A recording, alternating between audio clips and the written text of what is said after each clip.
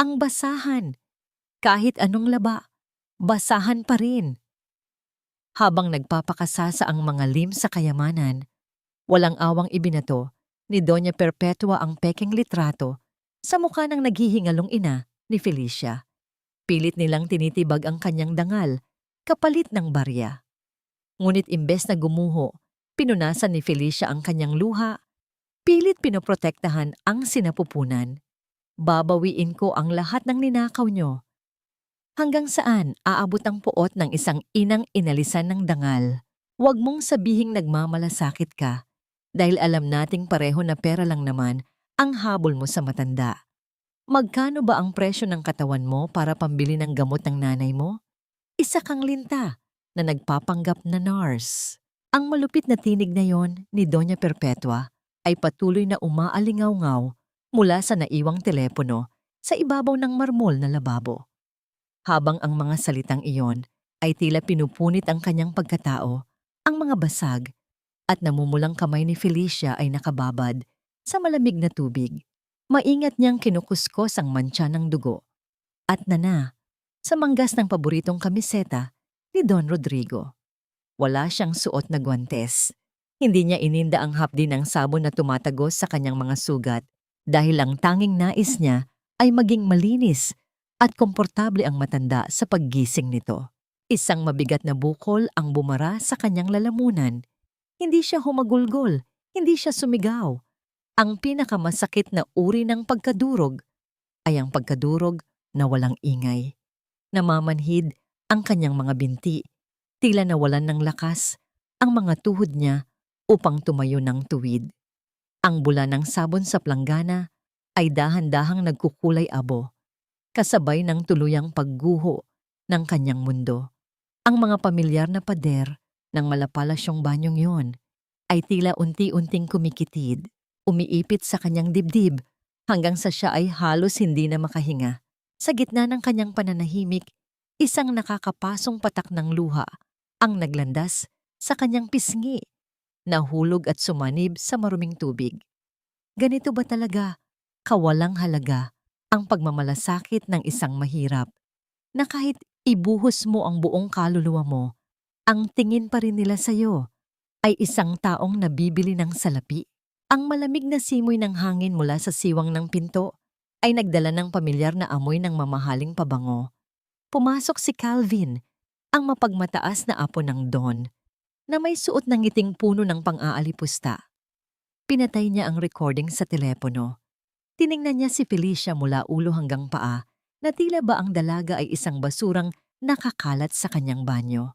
I am sure narinig mo ng malinaw ang mensahe ni Mommy, wika ni Calvin habang naglalakad palapit. Huwag ka nang mag-ilusyon na may puwang ka sa pamilyang ito. Caregiver ka lang. And honestly, you are not even doing a great job. Dumukot siya sa loob ng kanyang bulsa at walang ingat na nagtapon ng isang nakatupad na papel. Lumapag ang tseke sa basang sahig, malapit sa paanan ni Felicia. Take that and leave. Bago pa magising si Lolo at malaman niya kung anong klaseng babae ang kinukupkop niya dito. Umalis ka na habang may natitira pa sa iyong dignidad. Kung meron man. Tiningnan lamang ni Felicia ang papel na unti-unting nababasa ng talsik ng tubig. Hindi niya ito kinuha. Unti-unti niyang iniahon ang kamiseta mula sa planggana, piniga ang huling patak ng tubig at maingat na isinampay sa gilid. Pinunasan niya ang kanyang mga kamay sa kanyang manipis na apron. Hinarap niya si Calvin nang may namumulang mga mata, ngunit may matapang na paninindigan. Wala po akong hinihinging kapalit sa pag-aalaga ko kay Don Rodrigo. Mahinang tugon ni Felicia. Ang kanyang boses ay nanginginig, ngunit puno ng pagpipigil. Aalis po ako, hindi dahil sa pera ninyo, kundi dahil hindi ko hahayaang yurakan niyo pa ang pagkatao ko. Iniwan niya ang tseke sa lapag. Naglakad siya papalabas ng banyo, naiwan si Calvin na nakangisi at waring tuwang-tuwa sa kanyang madaling tagumpay. Pagbalik sa maliit na silid na inilaan para sa kanya, sa dulo ng pasilyo, sinimulan ni Felicia na ilagay ang kanyang iilang damit sa isang luma at kupas na bag. Bawat tupi ng damit ay sinasamahan ng alaala ng kanyang inang nakaratay sa ospital. Paano na ang pambili ng gamot? Paano na ang pambayad sa dialysis? Ang bigat ng responsibilidad ay tila isang malaking bato na nakadagan sa kanyang balikat. Ngunit alam niyang mas ikamamatay ng kanyang ina kung malalaman nitong ipinagbili niya ang kanyang dangal kapalit ng tulong ng mga taong ito. Isinara niya ang zipper ng kanyang bag. Handa na siyang lisanin ng pamilyang hindi kailanman nagturing sa kanya bilang isang tao. Paglabas niya ng silid, nabalot ng nakakabinging katahimikan ang malawak na pasilyo ng ikalawang palapag. Ilang hakbang na lamang at mararating na niya ang hagdan, pababa. Ngunit ang kanyang mga paa ay kusang huminto nang mapansin niya ang awang ng pinto sa silid ni Don Rodrigo. Isang pamilyar na anino ang bumagsak sa sahig, kasunod ng isang mahinang ungol na puno ng pagdurusa. Sumilip si Felicia at halos tumigil ang pagtibok ng kanyang puso. Nakadapa si Don Rodrigo sa ibabaw ng malamig na alpombra. Ang isang kamay ay nakakuyom sa kanyang dibdib, habang ang kabilang kamay ay pilit na inaabot ng hangin, tila naghahanap ng sasagip sa kanya mula sa bingit ng kamatayan. Nag-uunahan ang mga tanong sa isip ni Felicia. Ang pamilya ng lalaking ito ang dumurog sa kanyang pagkatao. Sila ang nagbato sa kanya pabalik sa putikan. Kung hahakbang siya pababa ng hagdan, malaya na siya sa pangaalipusta at mga mapanghusgang mata. Ngunit kung papasok siya sa pintong yun, muli niyang isusuko ang sarili sa apoy ng kanilang kalupitan. Nakatitig si Felicia sa nangangatog at namumutla na kamay ng matanda, habang ang oras ay walang awang nauubos. Bumagsak ang lumang bag ni Felicia sa ibabaw ng makapal na alpombra. Ang bigat ng lahat ng panlalait at pang-aalipusta na natanggap niya kani-kanina lamang ay tila naglaho na parang usok. Wala na siyang pakialam sa kanyang nasugatang dignidad. Sa mga oras na ito, hindi siya isang hamak na alila na pinalalayas, kundi isang tagapag-alaga na may sinumpaang tungkulin na magligtas ng buhay. Tumakbo siya palapit kay Don Rodrigo. Ang kutis ng matanda ay kasing putla ng yelo at ang kanyang dibdib ay mabilis na umaangat baba sa pilit na paghinga. Lumuhod si Felicia sa kanyang tabi. Mabilis ngunit maingat na niluwagan ang butones ng polo ng Don upang makapasok ang hangin. Ang kanyang mga nanginginig na daliri ay mabilis na kinapa ang bulsa ng pantalon ng matanda. Naghahanap ng maliit na lalagyan ng gamot na laging dala nito, ngunit wala itong laman. Tila nakipagkarera sa oras ang kanyang mga paa nang patakbuhin niya ang sarili patungo sa kabinet sa gilid ng kama. Hinalughog niya ang mga kahon hanggang sa makita ang maliit na bote ng pampababa ng presyo ng dugo. Mabilis siyang bumalik sa tabi ng Don. Inilagay ang isang maliit na tableta sa ilalim ng dila nito at inalalayan ang ulo ng matanda upang masigurong hindi ito mabubulunan. Sa kalagitnaan ng nakakapasong tensyon, umalingaungaw ang mabibigat na yabag ng mga paa mula sa pasilyo. Bumukas ang malaking pinto ng silid at pumasok sina Calvin at Doña Perpetua. Ang mukha ng ginang ay nagpinta ng labis na pagkagulat, ngunit ang kanyang mga mata ay nanlilisik sa galit nang makita si Felicia na nakahawak sa Don. "What do you think you're doing? Anong ginawa mo sa lolo?" Sigaw ni Calvin habang mabilis na lumapit at marahas na hinila ang braso ni Felicia palayo. "Sinabi ko na sa iyong umalis ka na, di ba? Gusto mo pa talaga siyang patayin bago ka umalis. Tinulungan ko lang po siya. Inatake po siya sa puso. Kailangan niya ng gamot." Pagmamakaawa ni Felicia habang pilit na kinakalas ang mahigpit na hawak ni Calvin na tila lalo pang bumaon sa kanyang balat. Bago pa man makapagsalita si Doña Perpetua upang tuluyang kaladkarin si Felicia palabas, isang mahina, ngunit buong-buong tinig ang pumigil sa kanila. "Felicia!" Ang boses na yon ay nanggaling sa matanda na ngayon ay dahan-dahang iminumulat ang kanyang mga mata.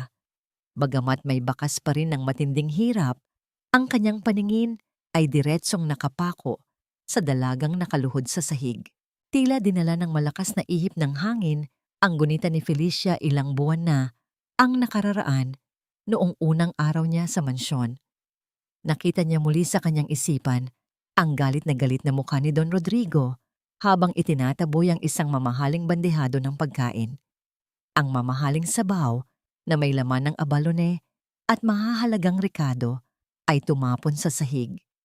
Pasigaw na sinabi ng matanda noon na walang halaga ang kahit anong yamang ihain sa kanya kung sinusunog naman ng hapdi ang kanyang sikmura. Walang sino mang katulong ang nangahas na lumapit. Ngunit si Felicia na puno ng pag-unawa at pasensya ay tahimik na nilinis ang kalat. Pagsapit ng ika-4 ng madaling araw, naglakas loob siyang magdala ng isang simpleng mangkok ng mainit na lugaw na may maraming luya at tostadong bawang. Ang amoy ng simpleng pagkaing iyon ay pumuno sa malamig na silid. Tahimik itong kinain ng Don at sa unang pagkakataon, matapos ang mahabang panahon, nakatulog siya nang mahimbing ng walang nararamdamang kirot. Ang init ng lugaw na yon ay hindi lang nagpagaling sa kanyang tiyan, kundi nagdala ng kakaibang init ng isang tahanang matagal na niyang hinahanap. Nabalik lamang ang diwa ni Felicia nang marinig niya ang pamilyar na tinig ng pampamilyang doktor ng mga lim, na nagmamadaling pumasok sa silid dala ang kanyang medikal na bag. Mabilis na sinuri ng doktor ang lagay ng Don. Ang mabigat na katahimikan sa loob ng kwarto ay binasag ng malalim na buntong hininga ng manggagamot habang ibinababa nito ang kanyang stethoscope. "He is stable now," wika ng doktor habang inaayos ang kanyang kagamitan. Lumingon siya kay Felicia na nakayuko pa rin sa gilid. The nitro pill under his tongue and the proper head elevation saved him. Kung nahuli ng kahit isang minuto ang pagbibigay ng gamot, maaaring hindi na natin siya kasama ngayon. Ginawa mo ang tama, Felicia. Kumumpas ang panga ni Doña Perpetua. Pilit siyang gumuhit ng isang peking ngiti ng pasasalamat sa doktor. Ngunit ang kanyang mga mata na nakatitig kay Felicia ay parang mga patalim na naghihintay ng tamang oras para bumaon. Si Calvin naman ay napayuko. Mahigpit na nakakuyom ang mga palad, tila nadidismaya na ang matanda ay muling nakaligtas. Inalalayan ng mga nurse ang Don pabalik sa kanyang kama. Lumapit si Calvin, nais magpanggap bilang isang mapagmahal na apo. Kumuha siya ng isang mainit na tuwalya upang punasan ang pawisang noo ng matanda. Ngunit isang bagay na hindi inaasahan ang nangyari. Ginamit ni Don Rodrigo ang kanyang natitirang lakas upang itabig ang kamay ng kanyang apo. Ang kilos na yon, bagamat mahina, ay puno ng awtoridad at di matatawarang pagtanggi. Ibinaling ng Don ang kanyang mga pagod na mata kay Felicia at tahimik na naghintay. Naramdaman ni Felicia ang bigat ng mga matang nakatingin sa kanya, lalo na ang matalim na titig ni na Calvin at Perpetua. Subalit ang pamamanhik sa mga mata ng Don ay hindi niya kayang talikuran. Dahan-dahan siyang lumapit, kinuha ang tuwalya mula sa nakasabit na kamay ni Calvin at maingat na pinunasan ang malamig na pawis sa noo at leeg ng matanda. Sa bawat dampi ng tela, may isang tahimik na pangunawa na nabubuo sa pagitan nilang dalawa, isang koneksyon na hindi kayang tibagin ng anumang antas sa lipunan. Sa hindi kalayuan, sa isang madilim na sulok malapit sa pintuan, tahimik na nakamasid si Manang Rosa, ang punong mayordoma ng mansyon. Ang kanyang mga matatalim na mata na may kulay ng lumang karanasan ay hindi nakatutok sa magandang tanawin ng pag-aalaga, kundi sa mismong bulsa ng pantalon ni Calvin. May isang kakaibang pakete na kalahating nakasilip mula rito, isang bagay na hindi pamilyar sa mga gamot na iniinom ng Don. Napakunot ang noo ng matandang mayordoma, ang kanyang isip ay nagsimulang maghabi ng mga mabibigat na hinala. Nang matapos punasan ni Felicia ang mukha ni Don Rodrigo, inihanda na niya ang sarili na bawiin ang kanyang kamay upang magbigay pugay at umalis. Subalit, bago pa man niya maiangat ang kanyang braso, biglang hinawakan ng matanda ang kanyang pulso. Mahigpit ang pagkakahawak nito. Nanginginig ang mga magagaspang at may edad ng mga daliri ng Don, waring kumakapit sa isang sagipang buhay Sa gitna ng malakas na alon, ipinikit ng Don ang kanyang mga mata at isang nag-iisang patak ng luha ang nakawala at dumaos-dos sa kanyang mga pisngi na hitik sa kulubot ng panahon. Sa gitna ng katahimikan ng kwarto, umalingaw-ngaw ang isang pabulong ngunit punong-puno ng pighating panawagan mula sa bibig ng makapangyarihang Don. Elena, huwag mo akong iwan. Natigilan si Felicia. Ang kanyang buong katawan ay nanlamig. Sino si Elena? At bakit sa mga kamay niya naghahanap ng kalinga ang pusong ito na matagal nang sugatan? Ang pangalang Elena na binigkas ng Don ay patuloy na sumasagi sa isipan ni Felicia. Ngunit pinili niyang ibaon ito sa pinakasulok ng kanyang diwa. Sa kabila ng paulit-ulit na pagpapaalala ni Doña Perpetua na lisanin na niya ang mansyon, hindi umalis si Felicia. Tahimik niyang inilabas muli ang kanyang mga pinagkatupi-tuping damit mula sa lumang bag at ibinalik sa loob ng maliit niyang cabinet. Hanggat hindi nakakabangon ng tuluyan si Don Rodrigo, walang sino man ang makakapagpaalis sa kanya. Lumipas ang ilang mahahabang gabi ng pagbabantay. Ang malaking silid ng Don ay balot sa katahimikan. Tanging ang mahinang ugong ng air conditioner at ang regular na pag-angat at pagbaba ng dibdib ng matanda ang nagbibigay ng buhay sa madilim na kwarto. Dahil sa labis na pagod sa walang patid na pag-aalaga, hindi na namalayan ni Felicia ang pagbigat ng kanyang mga talukap. Nakayuko siyang nakatulog sa gilid ng silya, ang kanyang ulo ay nakapatong sa kanyang braso na nakadantay sa gilid ng higaan ng matanda. Sa kalagitnaan ng madaling araw, dahan-dahang iminulat ni Don Rodrigo ang kanyang mga mata. Wala na ang kirot sa kanyang dibdib. Naramdaman niya ang isang bahagyang paghatak sa dulo ng kanyang makapal na kumot. Nang ibaling niya ang kanyang paningin, nakita niya si Felicia na mahimbing na natutulog, ngunit ang isang kamay nito ay mahigpit pa ring nakakapit sa laylayan ng kanyang kumot. Waring kahit sa panaginip ay sinisiguro nitong hindi siya pababayaan. Pinagmasdan ng Don ang dalaga. Sa ilalim ng mapusyaw na ilaw ng lampara, napansin niya ang manipis at kupas na blusa ni Felicia. Ang kwelyo nito ay himulmulin na at ang isang butones sa gawing balikat ay halos kumalas na mula sa nag-iisang sinulid na nagdudugtong dito. Kumirot ang puso ng matanda. Ang babaeng ito na nagbubuhos ng buong lakas upang dugtungan ang kanyang buhay ay halos wala nang itira para sa sarili. Sa buong buhay niya, napaligiran siya ng mga taong balot sa ginto at diamante, ngunit ang kanilang mga kaluluwa ay kasing itim ng karbon. Sa harap niya ngayon ay isang babaeng nakasuot ng punit na damit, ngunit may pusong mas dalisay pa sa kahit anong yaman ng pamilya Lim. Tahimik na inukit ng Don ang eksenang ito sa kanyang isipan. Kinabukasan, pumasok si Felicia sa silid bitbit ang isang maliit na bandehado kung saan nakapatong ang baso ng tubig at mga gamot sa umaga. Sinalubong siya ng Don na ngayon ay nakaupo na sa gilid ng kama, bakas ang pagbabalik ng lakas sa kanyang katawan. Pagkatapos inumin ang mga tableta, inabot ni Don Rodrigo ang isang katamtamang laking kahon na nababalot ng simpleng papel. Nag-aalangang tingnan ito ni Felicia. Ang isip ay natatakot na baka naglalaman na naman ito ng salapi na magmumukhang kabayaran sa kanyang serbisyo. "Buksan mo!" Malumanay na utos ng matanda. Nanginginig ang mga daliri ni Felicia nang kalasin niya ang laso. Pagkabukas ng kahon, tumambad sa kanya ang isang makapal at malambot na sweater na kulay kape. Walang halong karangyaan, ngunit ramdam ang mamahaling uri ng tela. Tumingala si Felicia hindi makapaniwala. Bago pa siya makapagsalita, inabot ng matanda ang gilid ng kahon. Gamit ang kanyang mga nangungulubot at nanginginig na daliri, dahan-dahang hinaplos ni Don Rodrigo ang tupi ng makapal na tela. Ang kanyang mga mata ay umiwas ng tingin, tila nahihiya sa pagpapakita ng ganitong uri ng pagmamalasakit. "Suotin mo yan, Felicia," mahinang wika ng Don.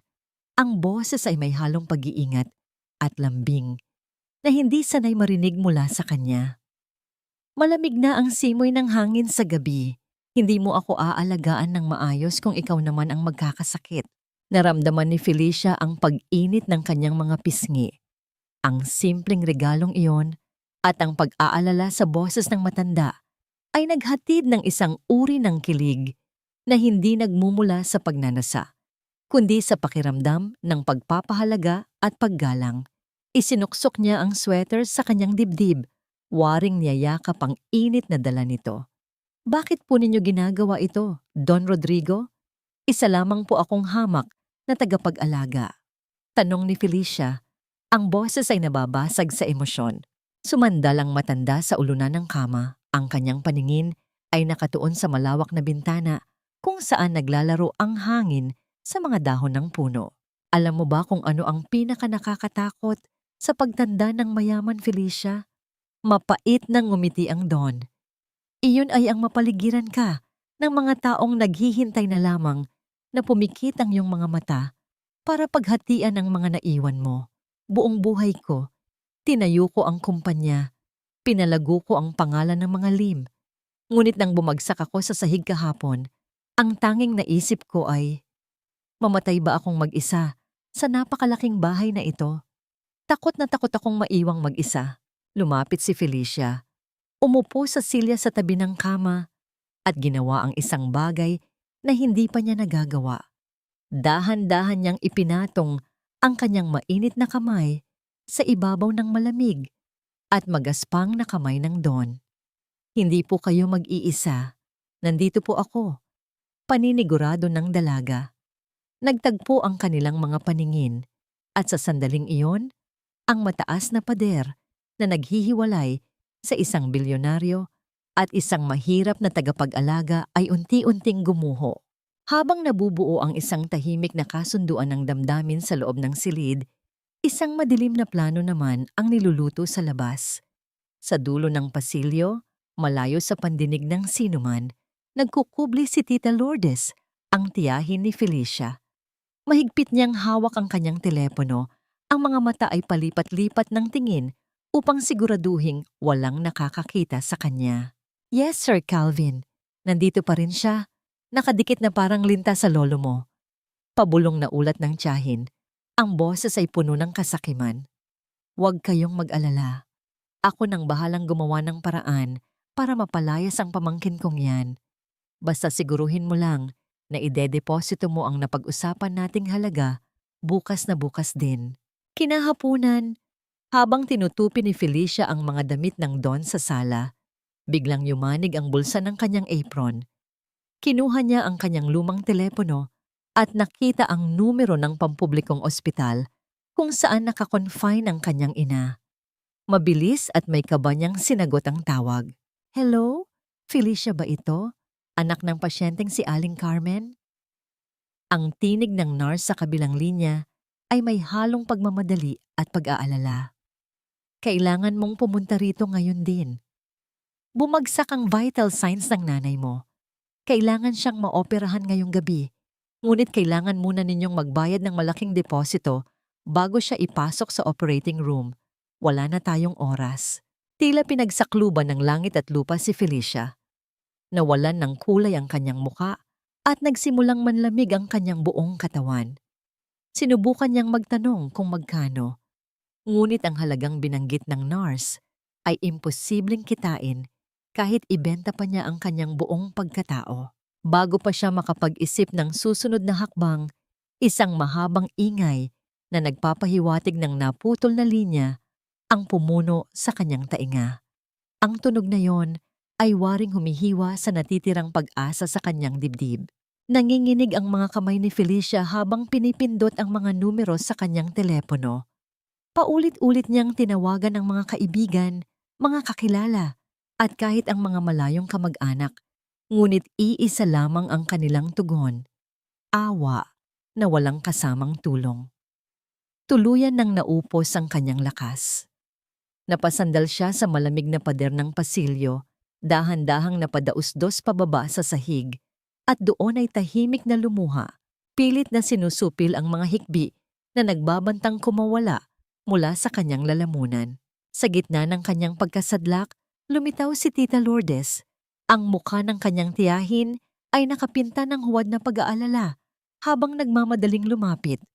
Umupo ito sa tabi ni Felicia at hinaplos ang balikat ng pamangkin. Felicia, narinig ko ang tawag ng ospital. Diyos ko, paano na ang nanay mo? Nag-aalalang tanong ni Tita Lourdes, bagamat may kakaibang kinang sa kanyang mga mata. Inilapit nito ang kanyang mukha at ibinaba ang tono ng kanyang boses.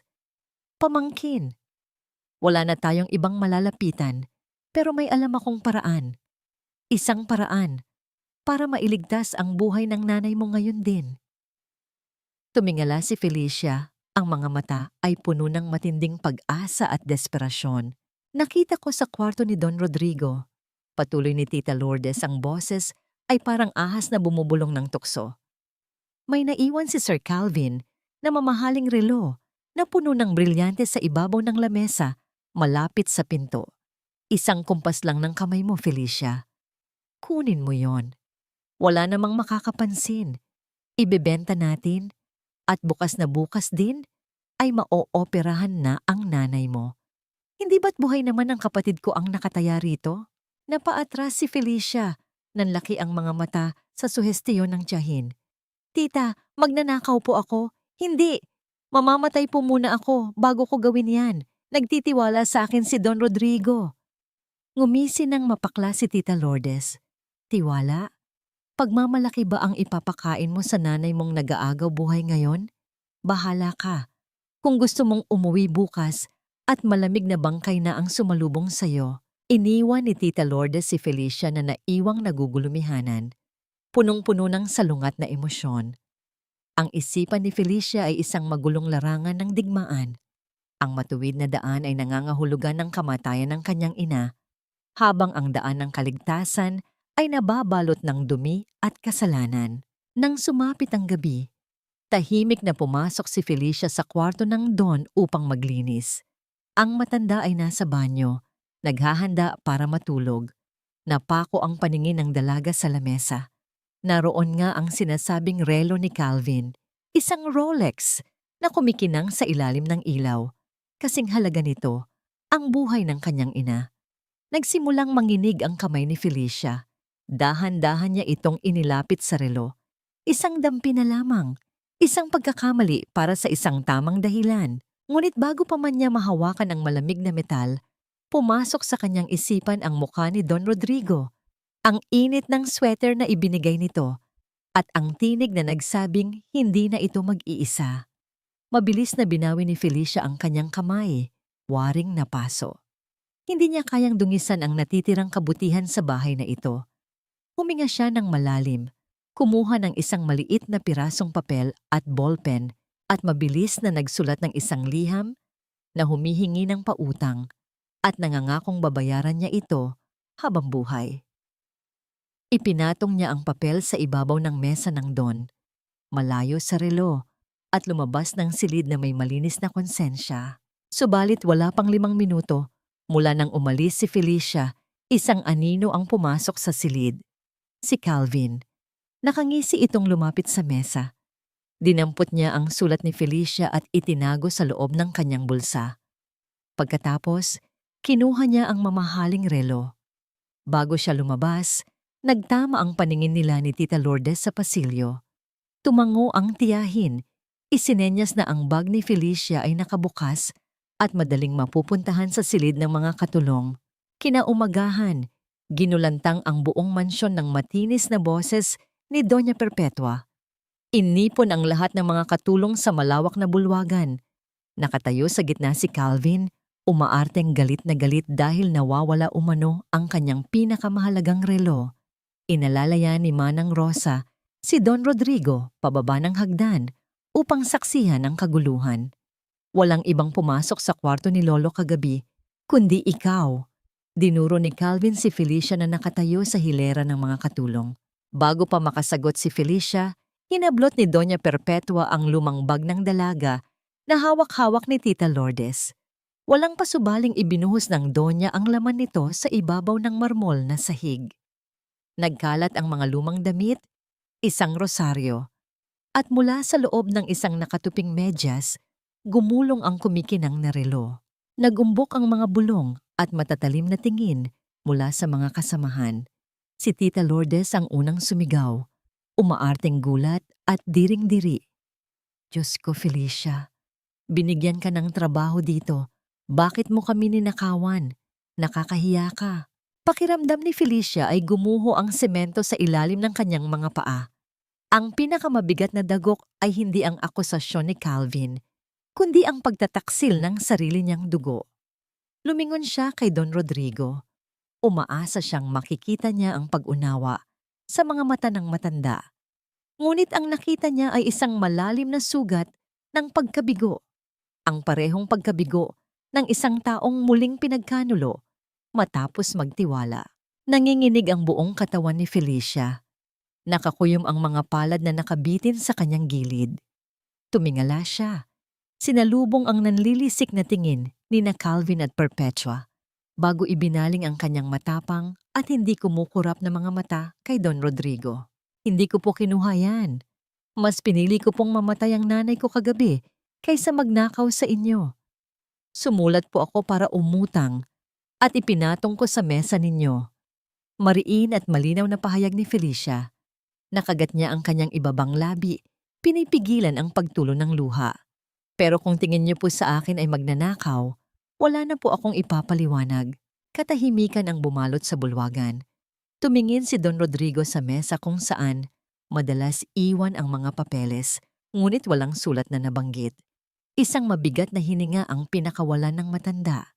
Tinalikuran niya si Felicia. Humakbang siya pabalik sa hagdanan at habang nakatalikod, nag-utos siya sa punong mayordoma. Palayasin niyo siya, Manang Rosa. Huwag niyo na siyang pababalikin pa. Ang tunog ng mabibigat na pinto ng mansyon na marahas na isinara ang pumutol sa huling hibla ng koneksyon ni Felicia sa pamilya Lim. Bit-bit ang kanyang lumang bag. At pasan ang walang katarungang akusasyon, naglakad siya palayo.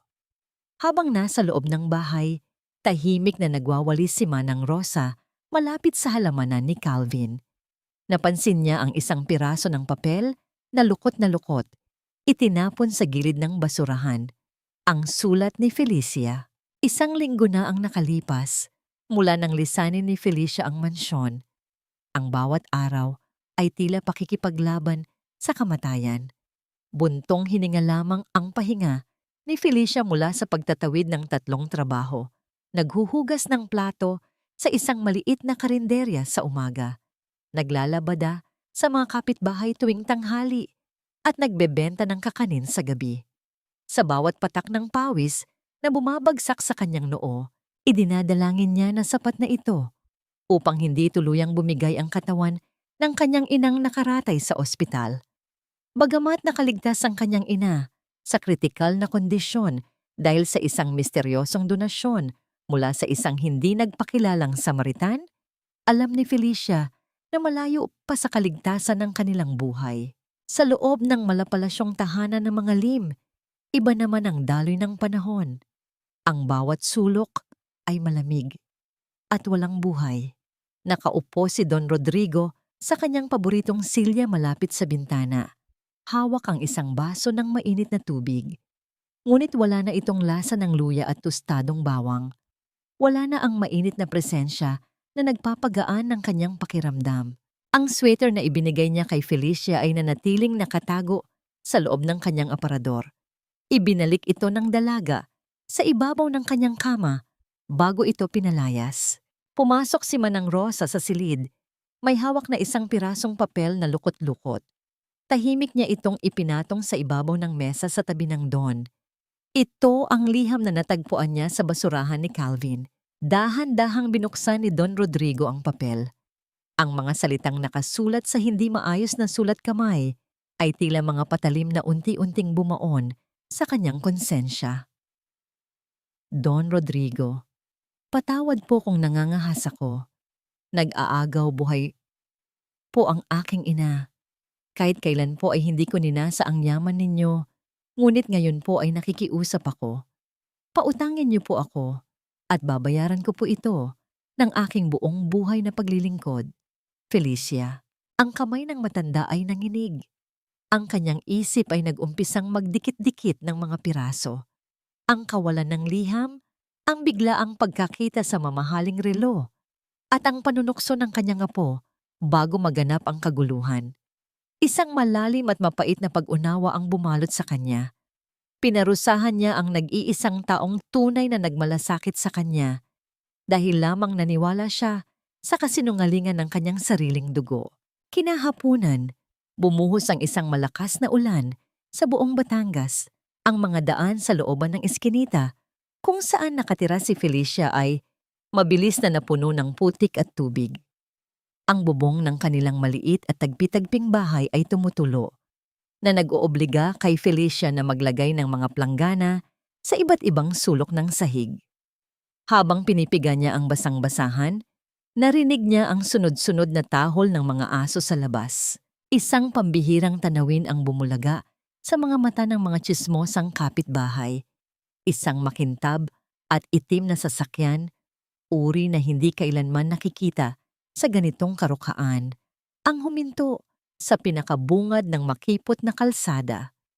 Mula rito ay bumaba si Don Rodrigo.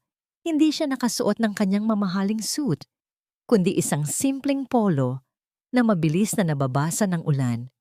Pinigilan niya ang kanyang driver na payungan siya. Sa halip na gumamit ng kanyang tungkod, pinilit niyang ihakbang ang kanyang mga paa sa maputik na daan. Bit-bit ang isang malaking basket ng sariwang prutas at mga mamahaling bitamina. Napanganga si Felicia nang makita ang bilyonaryong Don na nakatayo sa labas ng kanyang sirang pintuan. Basang-basa ang matanda. Ang mga sapatos na gawa sa pinong balat ng hayop ay balot na ng putik. Wala ang bakas ng kayabangan na dati nitong taglay. Sa halip, ang kanyang anyo ay nagpapahayag ng malalim na pagsisisi. Pinatuloy ni Felicia ang matanda. Inabutan ito ng isang malinis, ngunit kupas na tuwalya. Tumingin si Don Rodrigo sa paligid. Ang mga pader ay gawa sa pinagtagpi-tagping plywood. Ang sahig ay hindi sementado. At sa isang maliit na kama sa sulok, natutulog ang inang may sakit. Lumapit ang Don sa higaan at marahang inilapag ang basket sa maliit na lamesa. Yumuko siya ng bahagya sa natutulog na matanda. Isang tahimik na pagpupugay at paghingi ng tawad dahil sa hindi niya pagprotekta sa anak nito. Bumaling si Don Rodrigo kay Felicia na nakatayo sa di kalayuan. Ang mga mata ng dalaga ay hindi makapaniwala sa nangyayari. Dahan-dahang lumapit ang Don at iniabot ang makapal na sweater na minsan na nitong iniregalo. Patawarin mo ang isang matandang binulag ng galit. Panimula ni Don Rodrigo, ang kanyang boses ay pumipiyok sa emosyon na matagal na niyang pinipigilan. Ikinuwento niya ang pagkakatuklas sa liham at ang katotohanan sa likod ng panlilinlang ni Calvin. Sa buong buhay ko, ako ang nagbibigay ng presyo sa lahat ng bagay. Ngunit hindi ko nakita ang halaga ng isang taong nag-alay ng totoong pagmamalasakit na hindi kayang bayaran ng kahit anong salapi. Ibinaba ni Felicia ang kanyang paningin. Ang sakit ng pagpapahiya ay sariwa pa rin. Ngunit ang makita ang isang makapangyarihang tao na nagpapakumbaba at lumulusong sa putik para sa kanya ay nakapagpalambot ng kanyang puso. Habang nag-uusap sila sa ilalim ng tumutulong bubong, kinuha ni Don Rodrigo ang isang malinis na panyong seda mula sa kanyang bulsa. Sa halip na ipuna sa kanyang basang mukha, lumuhod ng bahagya ang matanda at maingat na pinunasan ang talsik ng putik sa murang plastik na tsinelas ni Felicia. Ang gawaing ito, na labag sa lahat ng batas ng kanyang lipunan, ay nagpatunay sa kanyang tunay na damdamin. Ipinatong niya ang mainit na sweater sa balikat ng dalaga, waring ibinabalik ang pag-asa na muntik na nitong bitiwan. Ngunit bago pa man makapagpasalamat si Felicia, nakaramdam siya ng isang kakaibang pagkahilo. Ang paligid ay nag-umpisang umikot at ang kanyang paningin ay nagdilim. Bago pa siya tuluyang bumagsak sa sahig, mabilis na nasalo ni Don Rodrigo ang kanyang nanghihinang katawan. Idinikit sa kanyang dibdib habang ang matanda ay napasigaw sa takot. Dahan-dahang nagkamalay si Felicia habang pinalilibutan siya ng amoy ng malinis na alkohol at sariwang kobrekama. Nang imulat niya ang kanyang mga mata, napagtanto niyang nasa loob siya ng isang malawak at pribadong silid sa ospital. Sa di kalayuan, nakatayo si Don Rodrigo, pabalik-balik ang paglalakad habang kausap ang pampamilyang doktor ng mga lim. Ang bakas ng labis na pag-aalala ay malinaw na nakaguhit sa mukha ng matanda. Nang mapansin ng doktor na gising na ang dalaga, lumapit ito na may dalang isang manipis na folder ng mga medical records. Inayos ni Felicia ang kanyang pag-upo. Nakaramdam ng matinding kaba. Ang kanyang isip ay naglalaro sa mga pinakamalalang posibilidad. Baka meron siyang malubhang sakit na nakuha sa sobrang pagtatrabaho. Ngunit ang seryosong mukha ng doktor ay unti-unting napalitan ng isang magiliw na ngiti. Binasa nito ang nakasulat sa papel at tumingin ng diretso kay Felicia. Ang mga salitang lumabas sa bibig ng manggagamot ay tila nagpatigil sa pag-ikot ng mundo ng dalaga. Siya ay nagdadalang tao. 2 buwan na, bumagsak ang paningin ni Felicia sa kanyang sinapupunan. Isang buhay. May isang munting buhay na tumutubo sa loob niya. Ang matinding halo ng kaligayahan at takot ay sumakal sa kanyang lalamunan. Siya ay isang mahirap na tagapag-alaga. Si Don Rodrigo ay isang bilyonaryo na may pamilyang handang pumatay para sa pera. Naisip niya na baka pandirihan siya ng Don, na baka isipin nitong isa lamang itong bitag upang makahuthot ng yaman. Nagsimulang manginig ang kanyang mga labi. Handa nang humingi ng tawad at mangakong lalayo siya dala ang kanyang sanggol upang hindi makasira ng reputasyon. Subalit, bago pa man siya makapagsalita, nabitawan ni Don Rodrigo ang kanyang hawak na tungkod. Ang matigas na kahoy ay bumagsak sa sahig, kasabay ng pagbagsak ng lahat ng pader at yelo sa puso ng makapangyarihang matanda. Humakbang ang Don palapit sa higaan. Ang lalaking kilala sa buong bansa dahil sa kanyang walang awang pamamalakad sa negosyo ay biglang napaluhod sa gilid ng kama ni Felicia. Tinakpan ng Don ang kanyang mukha ng kanyang 2 palad at doon, sa unang pagkakataon, matapos ang napakahabang panahon, humagulgol siya ng buong laya. Don Rodrigo! Nanginginig na tawag ni Felicia. Hindi alam kung paano aaluin ang matanda. Inangat ng Don ang kanyang mukha na basang-basa ng luha. Ngunit ang kanyang mga mata ay nagniningning sa isang uri ng kaligayahang hindi mabibili ng salapi. Inabot niya ang kamay ni Felicia at idinikit ito sa kanyang basa at kulubot na pisngi. Ilang dekada akong namuhay sa isang napakalaking bahay na puno ng mga taong naghihintay lang sa aking kamatayan. Humihikbing wika ng Don. Inisip ko na matatapos ang linya ko sa mga taong walang ibang alam kundi kasakiman. Ngunit ngayon, binigyan mo ako ng tunay na dahilan para patuloy na mabuhay. Dahan-dahang idinikit ng Don ang kanyang tainga sa manipis at patagpang tiyan ni Felicia. Wala pa itong umbok, wala pa ring maririnig na tibok, ngunit ang matanda ay pumikit na may pinakapayapang ngiti sa kanyang mga labi. Sa sandaling iyon, hindi siya isang bilyonaryo, kundi isang ama na nangangakong ibibigay ang buong mundo sa kanyang mag-ina. Hindi nag-aksaya ng panahon si Don Rodrigo. Nang makabalik sila sa mansyon, agad niyang ipinatawag si Attorney Marcial, ang kanyang pinagkakatiwalaang abogado. Sa loob ng kanyang pribadong silid, mariin at walang paligoy-ligoy na nag-utos ang Don na baguhin ang lahat ng nilalaman ng kanyang huling habilin, ang lahat ng kanyang personal na ari-arian at ang malaking porsyento ng kumpanya ay ililipat sa pangalan ng bata sa sinapupunan ni Felicia at sa ilalim ng pangangalaga nito. Ngunit sa labas ng bahagyang nakabukas na pinto, isang maitim na anino ang nakikinig, si Doña Perpetua. Ang kanyang mga mata ay nanlilisik habang tinatanggap ng kanyang pandinig ang bawat salitang nagbabalita ng pagbagsak ng kanyang mga ambisyon. Mabilis at walang ingay siyang naglakad pabalik sa kanyang sariling silid. Nang maisara niya ang pinto, sumabog ang puot ng Donya. Kinuha niya ang isang mamahaling porselanang plorera at buong lakas na inihagis sa pader.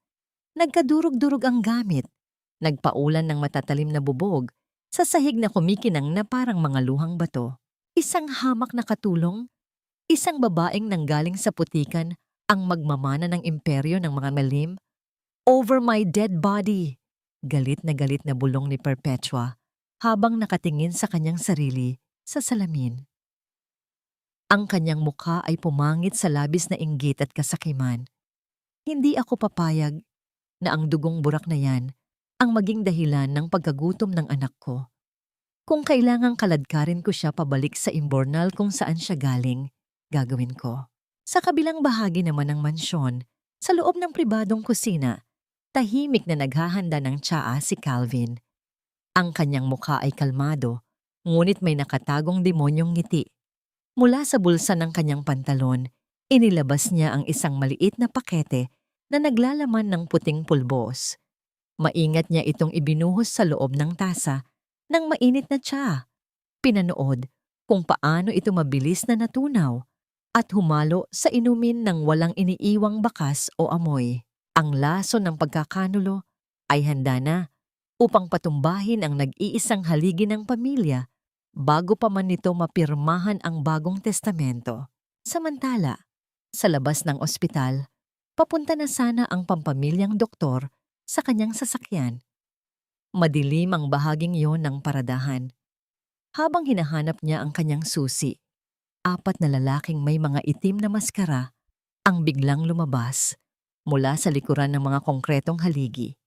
Pinalibutan nila ang manggagamot.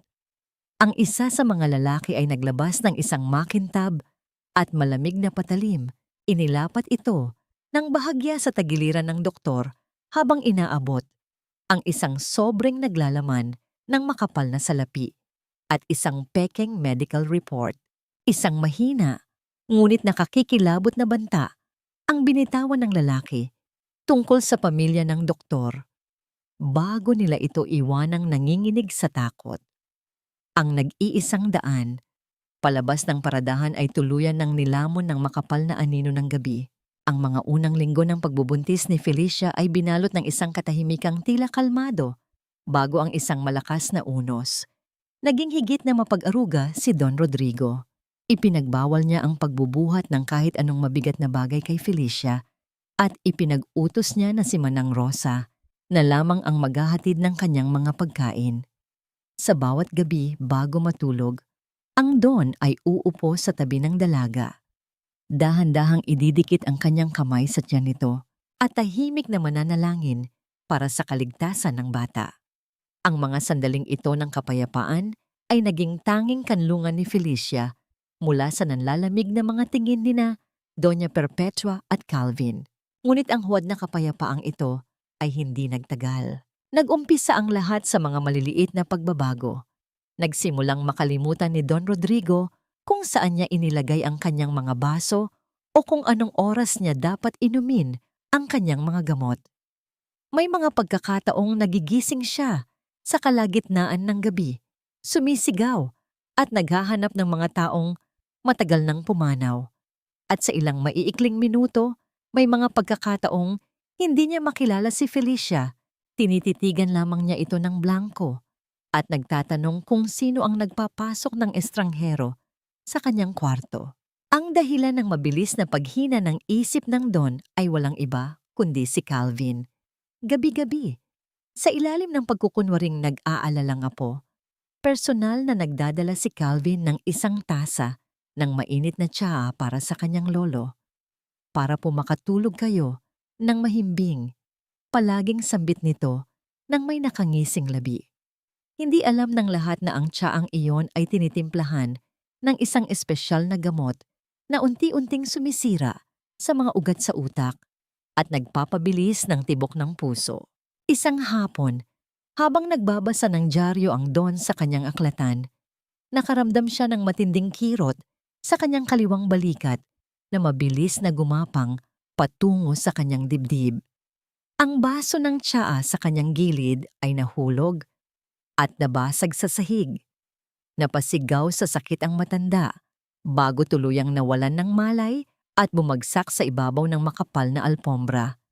Ang kanyang pinakamalalang atake sa puso ay dumating ng mas maaga kaysa inaasahan. Nang malaman ni Felicia ang nangyari, nagmamadali siyang tumakbo patungo sa silid. Ngunit bago pa man niya mahawakan ang seradura ng pinto, hinarang siya ng dalawang malalaking gwardya na binayaran ni Calvin.